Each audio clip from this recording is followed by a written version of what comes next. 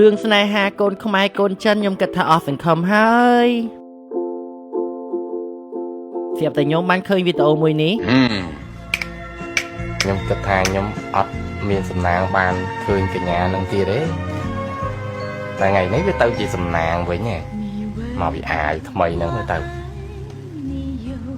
ខានមានគេអង្គុយអោបអញ្ចឹងយូរ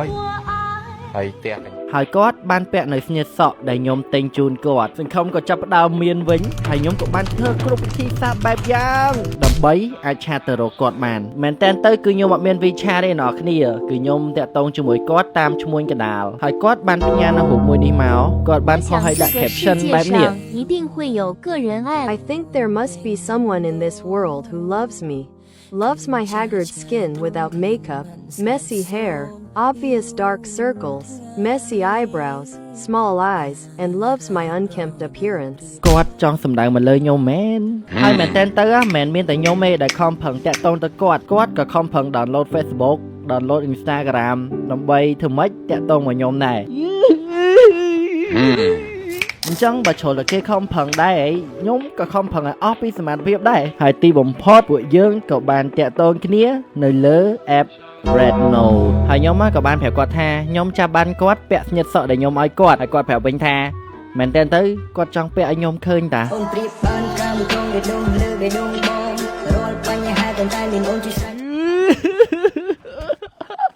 រឿងស្នេហាកូនខ្មែរកូនចិនខ្ញុំគិតថាអស់សង្ឃឹមហើយ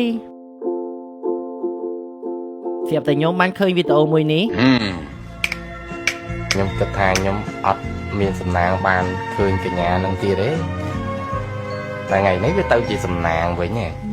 មកពីអាយថ្មីហ្នឹងទៅខានមានគេអង្គុយអោបអញ្ចឹងយូរ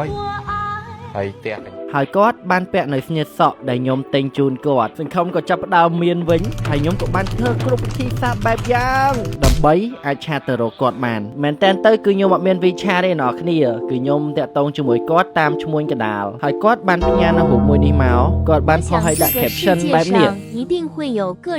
I think there must be someone in this world who loves my haggard skin without makeup, messy hair,